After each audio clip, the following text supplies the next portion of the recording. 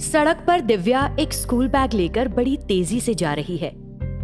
उसे बहुत देर हो गई है। हे भगवान, आज भी देर हो गई मुझे। जैसे ही मैं कक्षा में प्रवेश करूंगी, मेरे सर मुझे सबके सामने डांट लगाएंगे। मुझे नहीं पता कि मुझे उन्हें क्या वजह बतानी चाहिए। मुझे कुछ समझ नहीं आ रहा।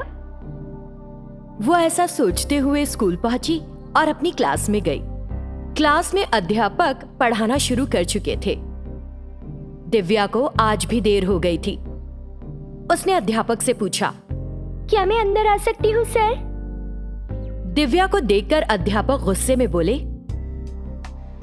ओ, मैडम आज भी देर से आई हैं। मैडम जी आइए आइए, अंदर आ जाइए। उसने तंज करते हुए दिव्या को कक्षा के अंदर आने दिया। जैसे ही दिव्या अंदर आई, सभी बच्चे समय पर आ रहे हैं, लेकिन तुम रोज देर से आती हो। तुम्हारी वजह से रोज 5 मिनट देर से कक्षा शुरू होती है। तुम्हें शर्म नहीं आती? क्यों? उसने छड़ी ली और दिव्या की हथेलियों पर मारा। आंखों में आंसू लिए दिव्या एक बेंच पर बैठ गई। स्कूल के बाद शाम को घर जाते समय वो एक होटल में गई, जहां वो बर्तन धोती थी और बचे हुए खाने के पैकेट लेकर घर पहुंची। गंदे पानी के पाइप के पास दिव्या एक छोटी सी झोपड़ी में गई। इसमें वो और उसका भाई रहते थे। उनकी मां और पिता दोनों की मृत्यु हो गई है। दिव्या इस तरह एक होटल में काम करती है। उसके बाद स्कूल जाती है और फिर अपने भाई की देखभाल करती है और पढ़ती है। वो खाना लेकर अपने भाई के पास गई। भैया उठो, मैं तुम्हारे लिए खाना ले आई हूँ, उठ भी जाओ। उसने कहा तो फौरन भूखा सोया हुआ भाई जाग गया और खाना खा लिया। उसने भाई के खाना खाने के बाद बचा हुआ खाना खाया और अपनी पढ़ाई करने लगी। अगले दिन फिर दिव्या रोज की तरह होटल में काम करके जल्दी जल्दी स्कूल पहुंची। वो अपनी कक्षा के पास पहुंचकर, can I come in sir? उसे आज भी देर से आया देखकर अध्यापक गुस्से में उबल पड़ा। मुझे तुम्हें कितनी बार बताना होगा? तुम इतनी देर से स्कूल क्यों आ रही हो?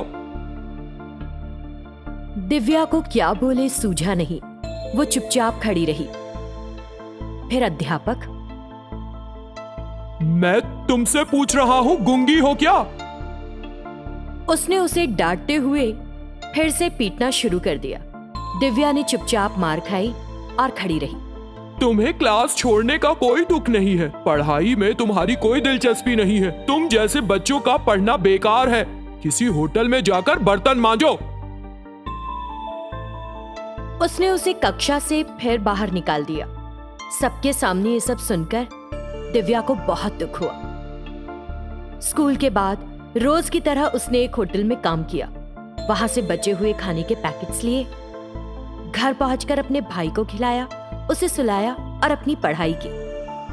अगले दिन क्योंकि होटल में काम ज्यादा हो गया था, उसे बर्तन साफ करते करते बहुत देर हो गई। दिव्या सड़क पर लगभग दौड़ रही थी और सोच रही थी, हे भगवान, आज तो बहुत देर हो चुकी है। आज मैं मास्टर जी के हाथों बहुत पिटाई खाऊंगी।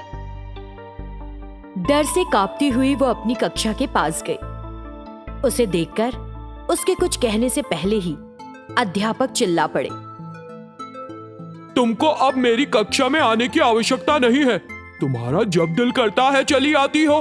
अब से अगर तुम समय पर आओ तभी कक्षा में कदम रखना, नहीं तो बाहर खड़ी रहो और मेरे जाने के बाद ही प्रवेश करना। बहुत बेशर्म हो। अध्यापक ने दिव्या को क्लास के अंदर आने की इजाजत नहीं दी। उसे कक्षा के बाहर जाकर खड़ा होना पड़ा। दिव्या वहां खड़ी होकर भी पूरी तन्मयता से अध्यापक की बात सुनती है। वो रोज क्लास में देर से जाती थी और बाहर खड़ी होकर क्लास सुनती थी। कुछ दिनों के बाद परीक्षाएं हुई। फिर एक दिन अध्यापक अपने विषय के अंक बांटने लगे। इस बार दिव्या नाम की लड़की को मेरे विषय में सबसे ज्यादा अंक मिले हैं। ये दिव्या कौन है? एक बार खड़े हो जाओ जरा। उसने पूछा तो सब छात्र चुप रहे। तब दिव्या बाहर से बोली, मैं हूँ सर दिव्या, मैं हूँ। उसने कहा तो ये सुनकर अध्यापक चौंक गया और बोला, ठीक है, अंदर आओ। क्या तुम सच में दिव्या हो? क्या तुमको मेरे विषय में सबसे ज्यादा अंक मिले हैं? मुझे यकीन नहीं हो रहा। तुम तो एक दिन भी मेरी कक्षा में सही समय पर नहीं आई थी, तो तुम्हें इतने अच्छे मार्क्स कैसे मिल गए? क्या तुम दूसरों की कॉपी से नकल करती हो? मैंने कभी नकल नहीं की है सर। मैं अपनी पढ़ाई बहुत पसंद करती हूँ, इसीलिए अच्छे मार्क्स आए। उसके ऐसे कहने पर अध्यापक आगे कुछ नहीं बोल सका। उसने सभी छात्रों से उसके लिए ताली बजाने के लिए कहा। वो मास्टर अपनी कक्षा पूरी करने के बाद एक मैडम के पास गया जो उसी स्कूल में काम करती थी और उनसे पूछा, मैडम, नवी कक्षा में दिव्या नाम की एक स्टूडेंट है। वो हमेशा मेरी क्लास में देर से आती थी। कुछ दिनों के लिए मैंने उसे कक्षा के बाहर खड़ा रखा, लेकिन हाल ही में हुई परीक्षा में वो प्रथम स्थान पर रही। ये कैसे मुमकिन है? मुझे कुछ समझ नहीं आ रहा है। अध्यापक की बात सुनकर मैडम ने कहा, आपने नया ज्वाइन किया है, इसीलिए शायद नहीं जानते। दिव्या सभी विषयों में प्रथम स्थान पर आती है। मुझे नहीं पता, लेकिन स्कूल की पहली कक्षा में वो हमेशा देर से पहुंचती है। उसके देर से आने के बाद भी हम लोग अच्छी छात्रा होने की वजह से कुछ नहीं कहते। उन मैडम के ऐसा कहने पर अध्यापक सोचने लगा और अगले दिन जब वो क्लास ले रहे थे, दिव्या फिर देर से आई। दिव्या को देखकर मास्टर ने इस बार कुछ भी नहीं कहा। दिव्या आओ आओ, बैठ जाओ। उसने उसे कक्षा के अंदर बुला लिया। उस दिन उसने स्कूल के बाद दिव्या को जाते देखा। वो एक मेधावी छात्रा है। मुझे उसके माता पिता से कहना चाहिए कि वो उसे समय पर स्कूल भेजा करे। उसने सोचा और उसके पीछे पीछे जाने लगा। दिव्या आगे जा रही थी और एक छोटे से होटल के पास रुक गई। उसे देखकर अध्यापक ने सोचा, मुझे लगता है कि ये इसके पापा का होटल है। वो होटल के अंदर गया। वहां दिव्या प्लेट्स धो रही थी। ये देखकर मास्टर चौंक गया। अरे, ये यहाँ पर आकर प्लेट्स क्यों धोने लग गई है? वो ऐसा सोच रहा था और समझने की कोशिश कर रहा था। उसने वहां के मालिक से पूछा कि क्या दिव्या उनकी बेटी है।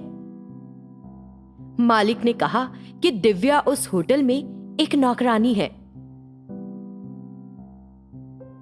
इस बीच दिव्या को वहां आते देख उसने खुद को दीवार के पीछे छिपा लिया। दिव्या ने अपने स्कूल बैग में होटल में बचे हुए खाने के पैकेट्स डाले, अपनी झोपड़ी में चली गई। सब कुछ देखकर अध्यापक को बहुत दुख हुआ। वो अंदर गई और अपने भाई को खाना खिला रही थी। मास्टर भी अंदर पहुंच गया। उसे आते देखकर, ओ सर, आप यहाँ कैसे आ गए? क्यों आए आप? मैं यहाँ तुम्हारे मम्मी पापा से बात करने आया था, लेकिन यहाँ जो हो रहा है उसे देखकर मुझे नहीं पता कि अब क्या बात करूं मैं। तुम्हारे मम्मी पापा हैं कहाँ? तब दिव्या ने अध्यापक को सब कुछ बता दिया। सब कुछ सुनने के बाद मास्टर बहुत दुखी हुआ और एक फैसला किया। आज से तुम दोनों मेरे बच्चे हो। तुम दोनों को मैं अनाथों की तरह बड़ा होते नहीं देख सकता। चलो घर चलते हैं। एक अच्छे दिल के मालिक होने के नाते उस अध्यापक ने दोनों बच्चों को अपना लिया और उन्हें अच्छी शिक्षा दी। दिव्या ने बहुत मेहनत से पढ़ाई की और एक मेधावी छात्रा बनकर अध्यापक के मान को बढ़ाया।